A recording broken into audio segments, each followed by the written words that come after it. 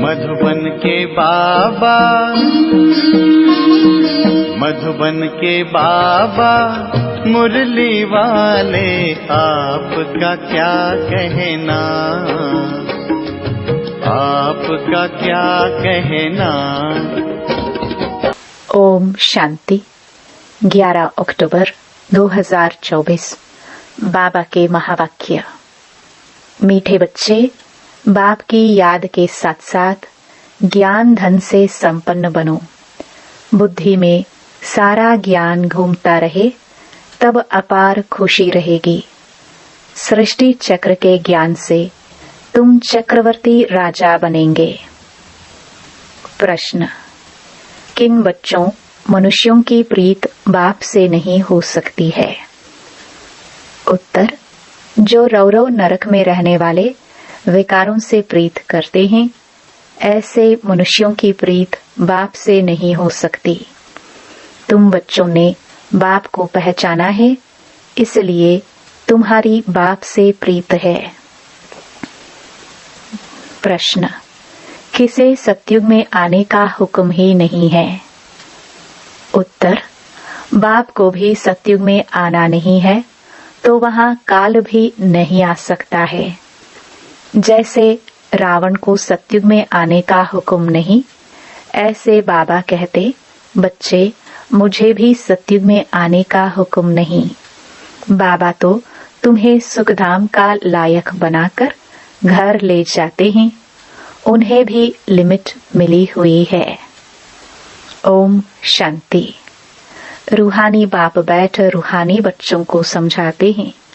रूहानी बच्चे याद की यात्रा में बैठे हुए हो। अंदर में यह ज्ञान है ना कि हम आत्माएं याद की यात्रा पर हैं। यात्रा अक्षर तो जरूर दिल में आना चाहिए। जैसे वह यात्रा करते हैं हरिद्वार अमरनाथ जाने की, यात्रा पूरी की फिर लौट आते हैं। यहाँ फिर तुम बच्चों की बुद्धि में है कि हम जाते हैं शांति धाम। बाप ने आकर हाथ पकड़ा है, हाथ पकड़कर पार ले जाना होता है ना।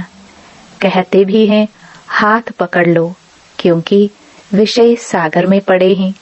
अब तुम शिव बाबा को याद करो और घर को याद करो। अंदर में यह आना चाहिए कि हम जा रहे हैं।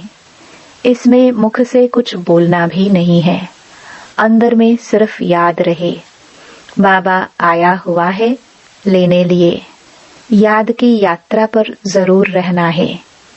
इस याद की यात्रा से ही तुम्हारे पाप कटने हैं, तब ही फिर उस मंजिल पर पहुंचेंगे। कितना क्लियर बाप समझाते हैं। जैसे छोटे बच्चों को पढ़ाया जाता है ना, सदैव बुद्धि में हो कि हम बाबा को याद करते जा रहे हैं। बाप का काम ही है पावन बनाकर पावन दुनिया में ले जाना। बच्चों को ले जाते हैं, आत्मा को ही यात्रा करनी है। हम आत्माओं को बाप को याद कर घर जाना है। घर पहुंचेंगे फिर बाप का काम पूरा हुआ। बाप आते ही हैं पतित से पावन बनाकर घर ले जाने। पढ़ाई तो यहाँ ही पढ़ते हैं। भल घूमो फिरो, कोई भी काम काज करो, बुद्धि में यह याद रहे। योग अक्षर में यात्रा सिद्ध नहीं होती है। योग सन्यासियों का है, वह तो सब है मनुष्यों की मत। आधा कल्प तुम मनुष्य मत पर चले हो, आधा कल्प दैवी मत पर चले थे। अभी तुमको मिलती है ईश्वरीय मत। योग अक्षर नहीं कहो, याद की यात्रा कहो। आत्मा को यह यात्रा करनी है। वह होती है जिस्मानी यात्रा, शरीर के साथ जाते हैं। इसमें तो शरीर का काम ही नहीं, आत्मा जानती है। हम आत्माओं का वह स्वीट घर है। बाप हमको शिक्षा दे रहे हैं, जिससे हम पावन बनेंगे। याद करते करते तमो प्रधान से सतो प्रधान बनना है। यह है यात्रा। हम बाप की याद में बैठते हैं, क्योंकि बाबा के पास ही घर जाना है। बाप आते ही हैं पावन बनाने, सो तो पावन दुनिया में जाना ही है। बाप पावन बनाते हैं, फिर नंबरवार पुरुषार्थ अनुसार तुम पावन दुनिया में जाएंगे। यह ज्ञान बुद्धि में रहना चाहिए। हम याद की यात्रा पर है। हमको इस मृत्यु लोक में लौटकर नहीं आना है। बाबा का काम है हमको घर तक पहुंचाना। बाबा रास्ता बता देते हैं। अभी तुम तो मृत्यु लोक में हो, फिर अमर लोक नई दुनिया में होंगे। बाप लायक बनाकर ही छोड़ते हैं। सुख धाम में बाप नहीं ले जाएंगे। इनकी लिमिट हो जाती है घर तक पहुंचाना। यह सारा ज्ञान बुद्धि में रहना चाहिए। सिर्फ बाप को याद नहीं करना चाहिए, साथ में ज्ञान भी चाहिए। ज्ञान से तुम धन कमाते हो ना। इस सृष्टि चक्र की नॉलेज से तुम चक्रवर्ती राजा बनते हो। बुद्धि में यह ज्ञान है, इसमें चक्कर लगाया है। फिर हम घर जाएंगे, फिर नए से चक्कर शुरू होगा। यह सारा ज्ञान बुद्धि में रहे, तब खुशी का पारा चढ़े। बाप को भी याद करना है, शांति धाम सुख धाम को भी याद करना है। 84 का चक्कर अगर याद नहीं करेंगे तो चक्रवर्ती राजा कैसे बनेंगे। सिर्फ एक को याद करना तो सन्यासियों का काम है, क्योंकि वह इनको जानते नहीं है। ब्रह्म को ही याद करते हैं। बाप तो अच्छी रीति बच्चों को समझाते हैं। याद करते करते ही तुम्हारे पाप कट जाने हैं। पहले तो घर जाना है। यह है रूहानी यात्रा। गायन भी है, चारों तरफ लगाए फेरे, फिर भी हरदम दूर रहे, अर्थात बाप से दूर रहे। जिस बाप से बेहद का वर्षा मिलना है, उनको तो जानते ही नहीं। कितने चक्कर लगाए हैं। हर वर्ष भी कई यात्रा करते हैं। पैसे बहुत होते हैं तो यात्रा का शौक रहता है। यह तो तुम्हारी है रूहानी यात्रा। तुम्हारे लिए नई दुनिया बन जाएगी। फिर तो नई दुनिया में ही आने वाले हो, जिसको अमर लोक कहा जाता है। वहाँ काल होता नहीं जो किसको ले जाए। काल को हुक्म ही नहीं है नई दुनिया में आने का। रावण की तो यह पुरानी दुनिया है ना। तुम बुलाते भी यहाँ हो। बाप कहते हैं मैं पुरानी दुनिया में पुराने शरीर में आता हूँ। मुझे भी नई दुनिया में आने का हुक्म नहीं। मैं तो पतितों को ही पावन बनाने आता हूँ। तुम पावन बन फिर औरों को भी पावन बनाते हो।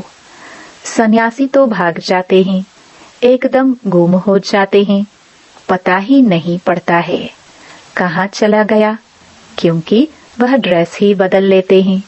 जैसे एक्टर्स रूप बदलते हैं, कभी मेल से फीमेल बन जाते हैं, कभी फीमेल से मेल बन जाते हैं। यह भी रूप बदलते हैं। सत्युग में थोड़ी ऐसी बातें होंगी। बाप कहते हैं हम आते हैं नई दुनिया बनाने। आधा कल्प तुम बच्चे राज्य करते हो, फिर ड्रामा प्लान अनुसार द्वापर शुरू होता है। देवताएं वाम मार्ग में चले जाते हैं। उन्हों के बहुत गंदे चित्र भी जगन्नाथपुरी में है। जगन्नाथ का मंदिर है। यूं तो उनकी राजधानी थी, जो खुद विश्व के मालिक थे। वह फिर मंदिर में जाकर बंद हुए। उनको काला दिखाते हैं। इस जगन्नाथ के मंदिर पर तुम बहुत समझा सकते हो, और कोई इनका अर्थ समझा नहीं सकते। देवता ही पूज्य से पुजारी बनते हैं। वह लोग तो हर बात में भगवान के लिए कह देते आप ही पूज्य, आप ही पुजारी, आप ही सुख देते हो, आप ही दुख देते हो। बाप कहते हैं मैं तो किसको दुख देता ही नहीं हूँ। यह तो समझ की बात है।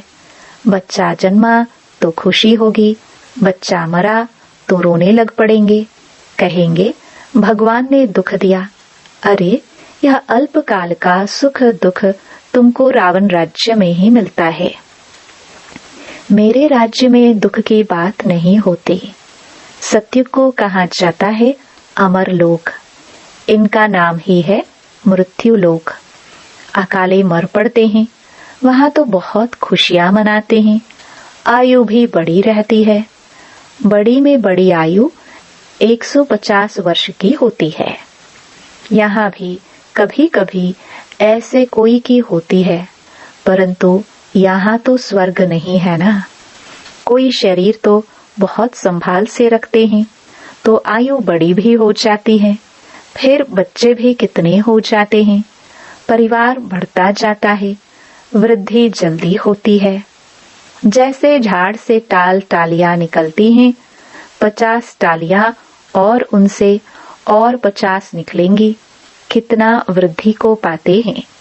यहाँ भी ऐसे हैं, इसलिए इनका मिसाल बड़ के झाड़ से देते हैं। सारा झाड़ खड़ा है, फाउंडेशन है नहीं।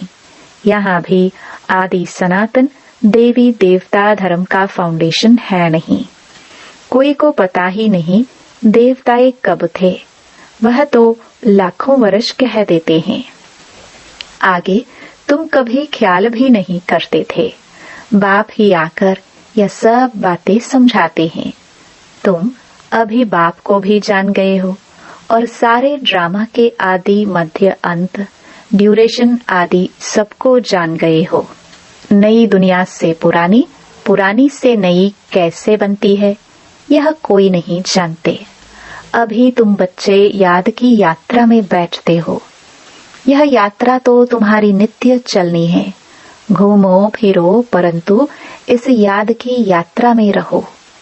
यह है रूहानी यात्रा। तुम जानते हो, भक्ति मार्ग में हम भी उन यात्राओं पर जाते थे। बहुत बार यात्रा की होगी जो पक्के भक्त होंगे।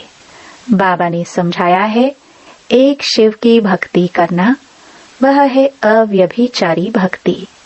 फिर देवताओं की होती है, फिर 5 तत्वों की भक्ति करते हैं। देवताओं की भक्ति फिर भी अच्छी है, क्योंकि उन्हों का शरीर फिर भी सतो प्रधान है। मनुष्यों का शरीर तो पतित है ना, वह तो पावन है। फिर द्वापर से लेकर सब पतित बन पड़े हैं, नीचे गिरते आते हैं।